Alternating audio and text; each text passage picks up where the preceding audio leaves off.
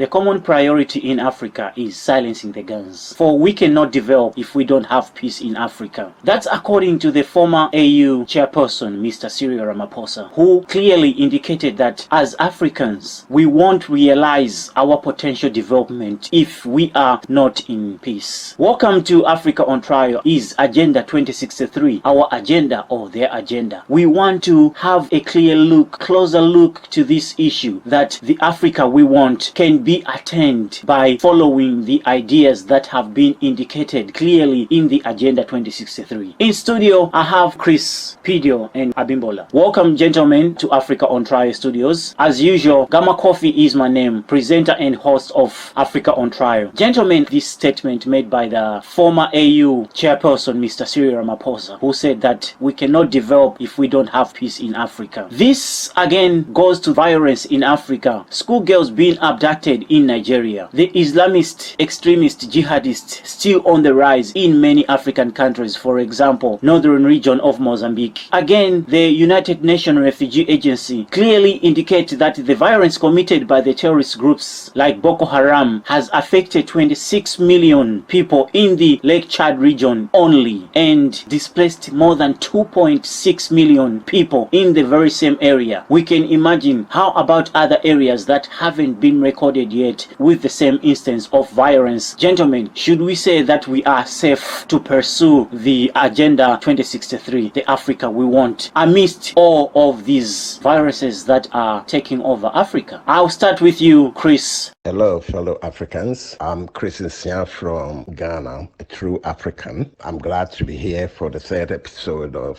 Africa on Trial. I start by responding to the former chairperson of the African Union, Cyril Ramaphosa, asserting that we cannot develop without peace. While I agree with Mr. Ramaphosa that we cannot develop without peace, I cannot agree completely with him, because in human endeavor, we also know that necessity is the mother of invention. In adverse conditions, human beings can surprise you. We can do a lot of things despite our adversities. It is true, I don't want to underestimate the kind of violence on the continent and spread of jihadists on the continent. In fact, just last week, I watched a program by Gravitas. The title was Jihadists on the Rise in West Africa, which was very, very scary because you have a lot of problems on the West African coast, from Mali, Burkina Faso, Niger, Nigeria, even Ghana, my own country. They identified certain concerns. The point I like to make is that while it's true that all these adversities exist, many of the countries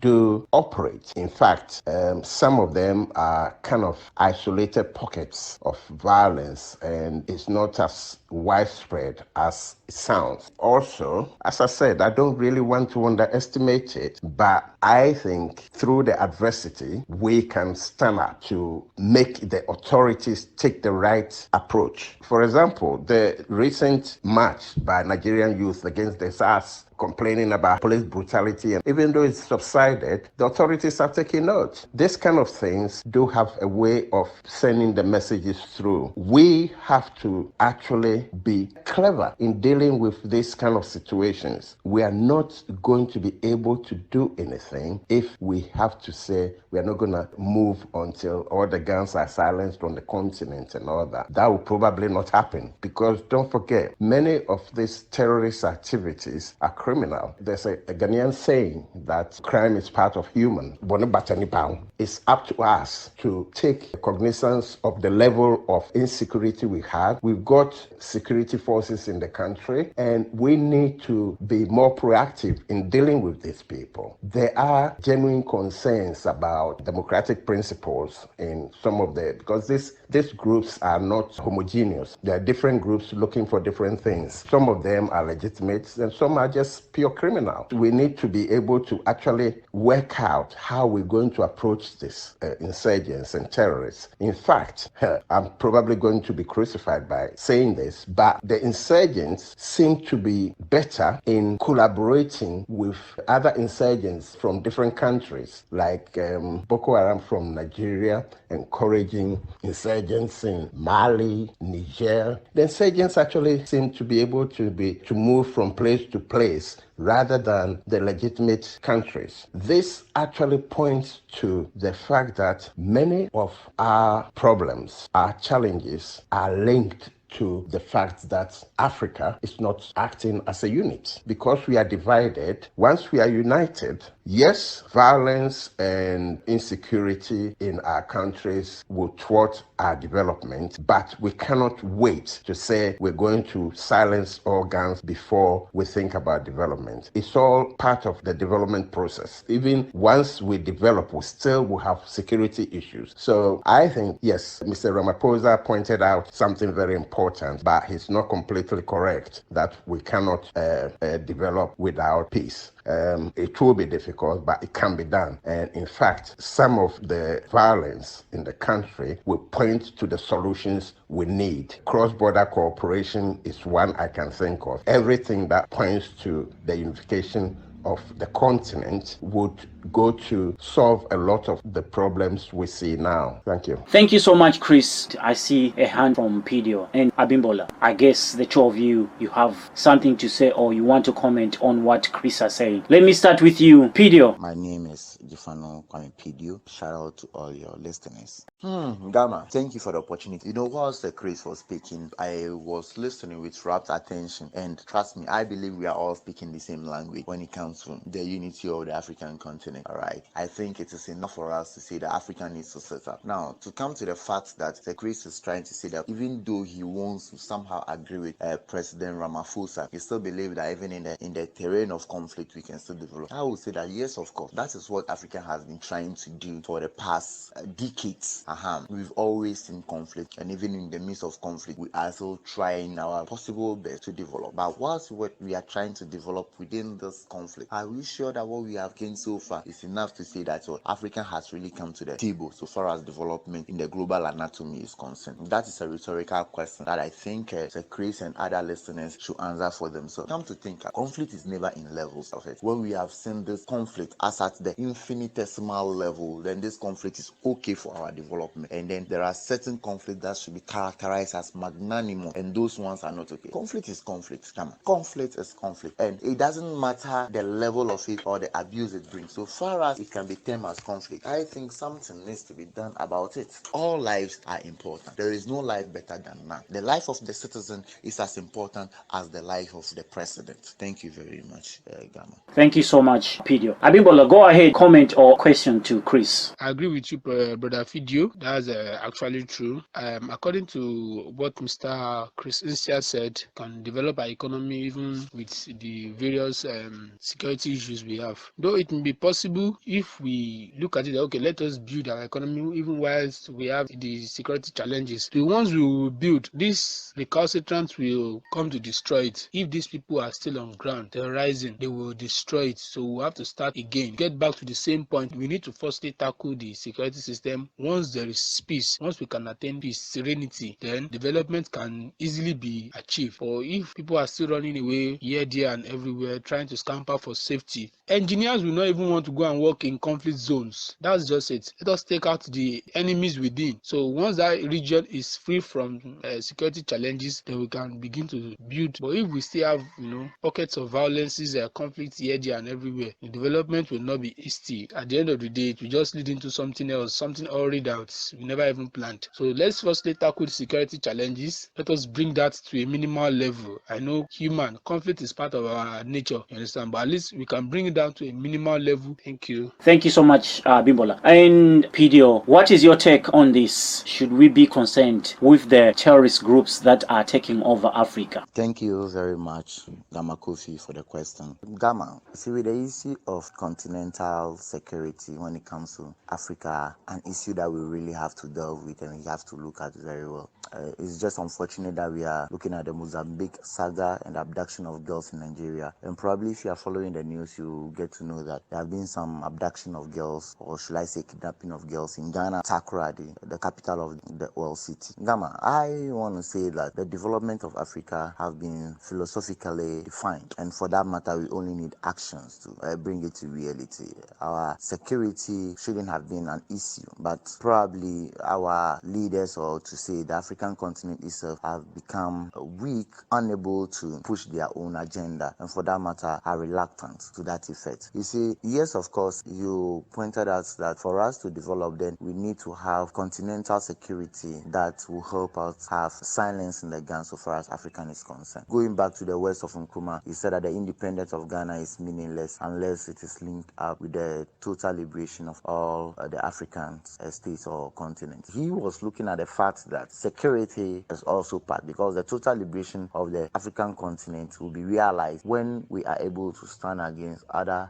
faction warriors that come into the continent to disorganize our security as a people. Going back as far back as 25th May 1963, when the Organization of African Union was established in Addis Ababa, if you remember, where Nkrumah himself happened to be one of the leading members. This organization was established to unite the African continent. But at the end of the day, they realized that because of the sovereignty of states, they do not include in the interference in state affairs when it comes to security. And for that matter, at a point in time, they quickly have to look at it again, especially the violence that took over Africa in the early 1990s, of which you are aware of, the Rwanda's genocide in 1994. So that quickly brought African countries together, with Muammar al-Gaddafi being the founder, brought the AU 9 July 2002, again in Addis Ababa. And when that happened, they scrub off the non-interference in the state's affairs in Africa, and then bring about the establishment of an African standby security. Immediately after that, another African peace security architecture was formed, which is the APSA, and then this security established to help manage the conflict and resolve them on the continent. And this architecture has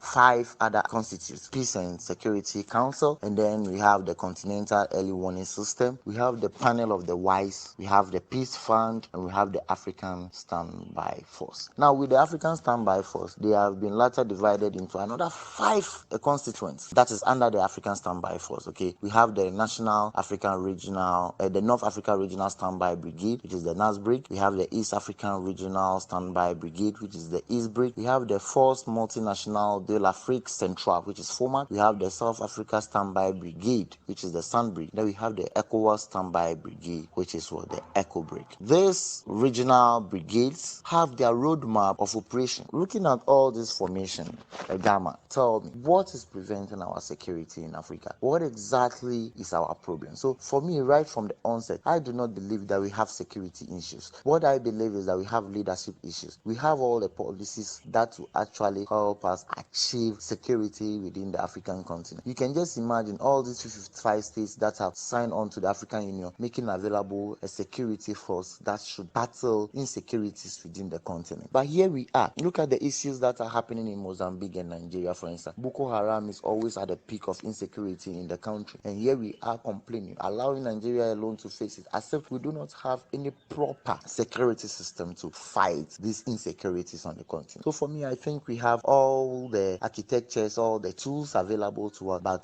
the only thing we are missing is the leadership, the ones that will push this security to act on behalf of the continent. Thank you. Thank you so much, Pidio. Abimbola, I see a hand. I guess you have something to say, or you want to comment on what Chris is saying. Abimbola, go ahead, comment or ask your question to Chris. I really concur with all what you have said. Africans, we have this security on ground. You see, the African countries that are being bedeviled with insurgents. Some people are living on it, and it is making some people very, very wealthy. We have the security system on ground, but we have the leadership problem. They just don't want it to happen because some people are eating through it, and then the money is going on circulating all around. Imagine if such is being stopped. Will Canada be able to give Nigeria $10 million for proliferation program to fight against the insurgents? No. The former DG of the Nigerian Army, Lieutenant Major General Tukur Buratai, he has just been made the ambassador. Someone who stole billions, proliferation fund, billions of it. He decided not to buy arms, and then he sent soldiers to war front to die. So some soldiers even take Gary to go to war, killed aimlessly, and these people are fine. Now, there is recent finding just came out that this man, under his rule, he did not buy arms and he stole lots of billions. So people like this would not want the war to end because it is a source of fun. So truly we are having that problem of leadership. We have all the security systems on ground to fight. If today, if the African communities want insurgents to end in all African communities in less than a month, they will do it. They know what to do, but they just don't want it to happen because some people are living on that. It is making some people richer. They are eating through it. I love that point, brother. I really appreciate that. Thank you so much, Bimbola. For too long, Zimbabwean citizens have been arrested, persecuted, and jailed without trial for simply speaking the truth and exposing corruption. We've seen the NSAS protest in Nigeria. We've seen protests in many African countries concerning brutalities that are happening in many African countries. Still yet, the AU is still drawing a clear line of not intervening with its member states. Gentlemen, as we are expecting the same AU to lead us to the Africa we want, should we be concerned on their decision of not intervening with the affairs of its member state? Gentlemen. The AU does not intervene in the internal affairs of member countries. And for example, the arbitrary arrest and brutalization of citizens in individual countries without fair and due process while the AU leadership remain quiet. Should this be tolerated as the Africa we want? I say definitely not. This should not be tolerated. But I also think, again, everything we are discussing points to the unification of the continent as a solution towards some of the problems. If Africa was united, Africa will have a common constitution. Individual countries would just be like regions within a country. And so any head from one region can comment on what's happening in another region of the same country. It wouldn't be the same. It will kind of provide a certain answer which we don't seem to have at the moment. On the other hand, I have to say that it's going to be very difficult for individual heads of states to comment brutalizing of citizens in another country when they are doing the same. If they are doing the same, they cannot comment. In the previous discussion, I cited good governance, democracy, respect for human rights, justice, and the rule of law as my favorite part of the Agenda 2063. I still stand by it. I think if Africa is united and democratic, many of our citizens will be calling the shots rather than individuals who impose themselves on countries and create a lot of havoc for a lot of citizens. They get the allegiance of the military and the police or the security forces, and they more or less do what they like. And the citizens are powerless to do anything. Once we are united, the progressive leaders within the continent will have the freedom to comment on what's happening on other parts of the country. Our borders will not be borders. They will just be administrative units. So within one country, it will kind of present a certain solution which we can't use right now because of the division. So I think intervening in other countries is a legitimate United Nations charter. It is correct. Nobody should go into other people's country to dictate to them. In fact, that's what our oppressors have been doing and they're still doing. Most of our individual countries are too small to resist. Coming together, Africa unity making a lot of sense. This is not a new idea at all. This is an idea that's over 50 years old. And in fact, it goes a lot further. Even during slavery times, people were thinking of collaborating to fight the oppressors. Everybody coming to exploit Africa while Africa had deliberately been divided so that it's easier to exploit should point to Africans that what we need is getting back together. Pidio. You see, this question draws my attention to this philosophy that says that the part is bigger than the sum of the whole. You know, the individual states resides in the continent of Africa. Now, what's the prime purpose of creating the African Union in the first place? We want to actually give out our power as Africans, the various states, so that we can come out with a particular rule and regulation that will safeguard our interests as a whole. So for the states, it's a loss of priority for the states to begin to begin to delineate certain lines for where they can interfere in the affairs of other states, that is somehow skeptical. Yes, I'm not trying to be against the fact that the states needs to be sovereign. Of course, they need to be sovereign. They need to be self-reliable. They need to be independent. But the charter, like the AU, actually spells out some of the activities that will draw the attention of the EU, and such activities, among them is the infringement on the rights of the individual, inhumane crime against the individual should call for funds from the AU. If such things are happening around us and the AU seems to be quiet, then the question of why they even create the AU should be asked. For me, I think it's a misplaced priority. It's better they stand up. And if some of these things are not spelled out in their charter or whatsoever guides the EU as in their regulations, then they need to sit up and look into those things and bring them to life. We are protecting the nation because of the people living in the nation. So we cannot say that when inhumane actions are taken against people in a particular state, the rest should be quiet because the state needs to be sovereign. That is against the moral law. That even disqualify the purpose for which they even create the EU, so far as their silence is concerned. Abimbola. Thank you, Mr. Chris Insia. I just want to add a little bit to your statement. According to the we statements that you have always been making, I believe it is we the Africans in general, even the presidents and the whatever it is we have in Africa as the leaders. But you see, the bulk of this decision lies with the ones we have as presidents right now, and we know the kind of people we have as presidents or heads of state in Africa in totality. We know the mindset of majority of them. So if we as Africans in totality, let me say the citizens in totality, we are moving towards the progression of the African states, but the presidents in power, if they are not willing to agree with the progressive minds of the we in Africa, the we in quotes in Africa, what do you think can be done to such thing? Because look at the previous NSAS protest in Nigeria that we had. The protest was to talk about review the salaries of the police officers, the police forces, let them have a very good salary. But these same police officers are still the ones being used to brutalize the citizens, the peaceful protesters, and then labeling them as terrorists. So if the we in quotes, the we, I understand what you are talking about is the law-abiding, the progressive ones. If the we in quotes are willing to surge ahead to be progressive, but the ones in power representing us, if they are not willing to go in the right direction, what do you think can be done? Should we just overlook it and wait till they leave power? Because we know Africans, the hardest surgery to attain in Africa, the unsuccessful surgery to attain in Africa is removing a dictator from power. That's the hardest surgery you can ever make in Africa. I'd love you to expatiate more on that point. If the we are willing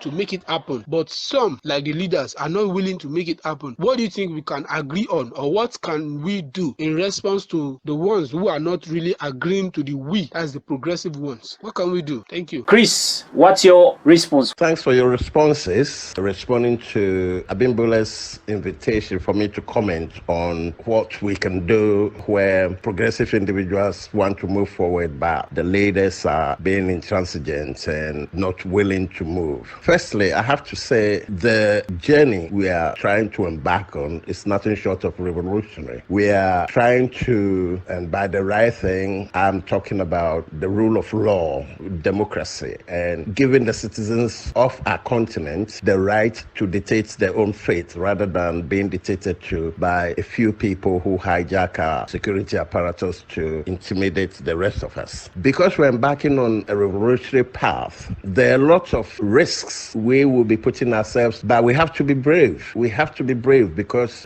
what we need to do is what we call alliances everywhere. We are talking about emancipating ourselves, not just the minds, but calling a spade, being truthful to ourselves and getting the help of each other, supporting each other. Where there's any injustice, we are there exposing it. It's nothing short of putting ourselves in the line of fire. What we need to do is collaborate with a lot of different people and try and persuade people, because people know the right thing. People know what is right and what is wrong, except that because of economic circumstances and things, people just ignore some things. We cannot sit around and let our own people destroy the continent that belongs to all of us and us just sit around and pretend nothing is happening. All it takes for able to thrive is for good people to do nothing. If we are doing nothing, then it means we are, collaborating with the evildoers. Abimbola, that's my comment. Thank you. Thank you so much, Chris. Gentlemen, he who steals your past control your future. Should we just turn a blind eye in all the allegations that have been made in different media platforms all around Africa that we are being targeted for elimination? The allegations are coming in this time of COVID-19 pandemic that Africans, we are being targeted for elimination, saying that Africans, we are useless. Should we be concerned on the silence of our political, religious, and traditional leaders concerning this? Are we safe as Africans? Gamma, with the issue of this pandemic and the sort of rumors that we are having or hearing, to me, there is this adage that says that to every rumor there is an iota of truth. We cannot totally sweep this under the carpet for the fact that they are rumors. History can repeat itself, and mind you, assuming that Africans are still under this form of neo-colonialism, and we are calling for the enlightenment of the various African states and the individual within the state, because we need to have a rebirth of the way we think. We need to be self-reliant. We need to believe in ourselves that we can do it. Coming back to this pandemic, I for one do not even understand the reason why the African continent still needs to rely on the white folks for their vaccines. You just consider AU coming together to form an association that will research on this pandemic and come out with a vaccine that can sustain the continent. I think that would have put hope on the continent and put smiles on the face of the people. And believe you me, this issue of we are not going to take the jab because we believe they are meant to wipe away Africans from the surface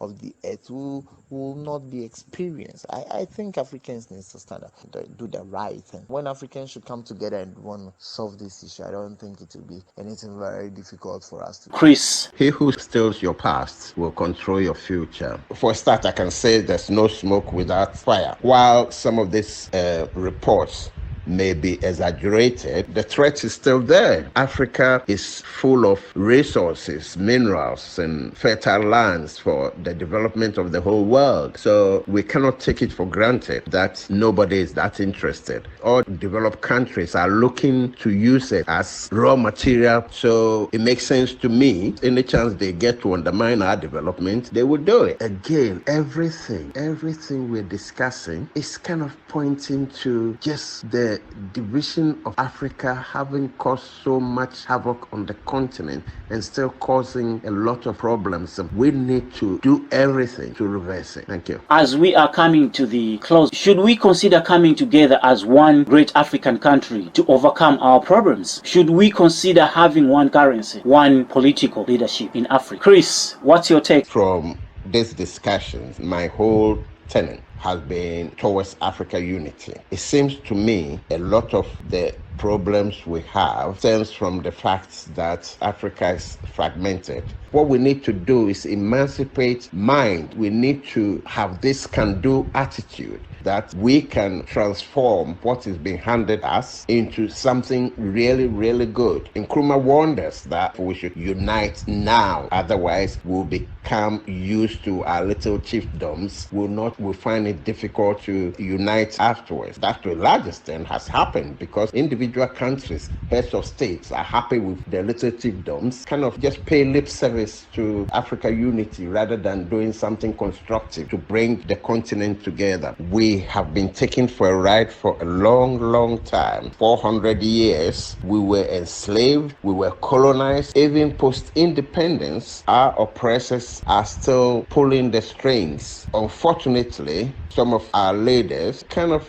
do exactly what the continent does not need. One group that I have not mentioned so far is the Africans in the diaspora. They are also very, very important to our development. They have a lot of expertise which we don't readily have on the continent. They have money. There's a lot of finance. Maybe another time we'll talk about Africa Diaspora Development Institute for the continent to try and link up with Africans outside the continent Africans everywhere to come and help. However much help we need, the bulk of the work should be done by us, and it's going to happen. We can do it. Once Africa unites, no power can take us for granted. The Chinese have had a time. I think this is Africa's time. Thank you. Abimbola. Long live the memories, the defiant spirit of Bob Marley. He once said in one of his songs, Redemption, emancipate yourself from mental slavery. None but ourselves can free our mind. We cannot take this fact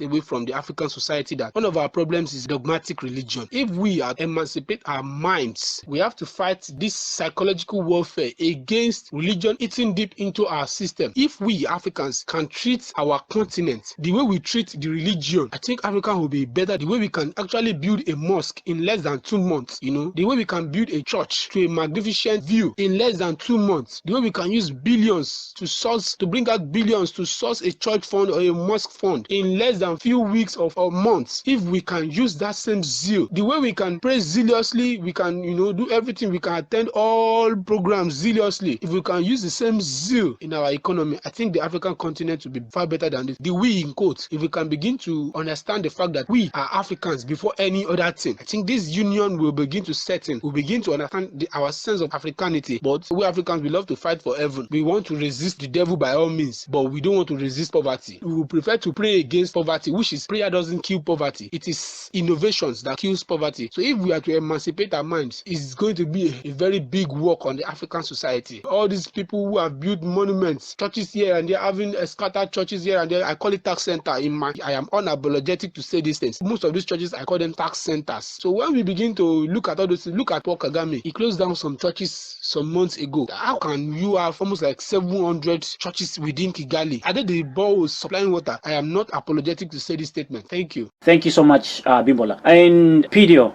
Gamma, you see, there's an adage that says that divided we fall, united we rise. You see, from the very inception of our togetherness as Africans in the year 1963, where OAU was formed, you realize that there have been certain deviations that has gone down the OAU at the time, right? And that is not good for us, right? Where we had the Monrovia and then the Casablanca and the rest. The only way we can stand on our feet as a continent is we adhere to the rules and regulations that guides the African continent, and we stand for unity, respect for the individual states, and a purpose for which we are together. In the absence of this, I do not see us rising. Look at Congo Basin. Look at the various African countries. Diamonds, gold, pearls, just name them. Who needs help from? White from the Africans or the Africans from the white? This is a kind of paradox sometimes that gives me headache. It shouldn't be the case, the situation we find ourselves today. So the white man will also find means and ways to make sure that he distorts our plan of our unity. So we have to know that the battle that we fight is a stronger battle. Our leaders must actually stand up. If we, the African continent, we put our minds together, we put our spirits together, put our resources together, I think we can do this. Coming to the single currency, this thing started way back in 2001 to if I'm right. Until now, we couldn't even forge an eco currency, talk less of forming a currency for the whole continent. What exactly is preventing us from achieving that? Can't even get it. Forging a single currency is one of the things that will help Africa and help us develop quick. And as such, I am very much appreciative of the African Free Trade Center that have been established. It is very motivating, and it is a great thing that we have to do. If all African states will invest their potential there into this ideology, I believe we can be able to create this kind of business among ourselves. Our investments will be retained in the continent rather than pushing it offshore for some countries to develop. Thank you very much again, Gamma. I believe Africa will be great. Africa will surely be great. Thank you so much, Abimbola, Chris, and Pidio. Thank you so much. Anytime when I invite you to come to the studio, you guys have been so willing to do so. For those of you who wants to take part in our conversation, please contact us on the numbers that are running below, and you can visit us on Facebook, Twitter, and Instagram. Gamma Coffee is my name. Africa on Trial is the program. By now, we should be in a position to say these are the things that if we can try to do, they will lead us exactly where we want as Africans. As the say goes, Agenda 2063 theme that the Africa we want. What is it the Africa we want? It's a question that you, wherever you are, you have to answer. Love you all. Stay blessed. Bye-bye.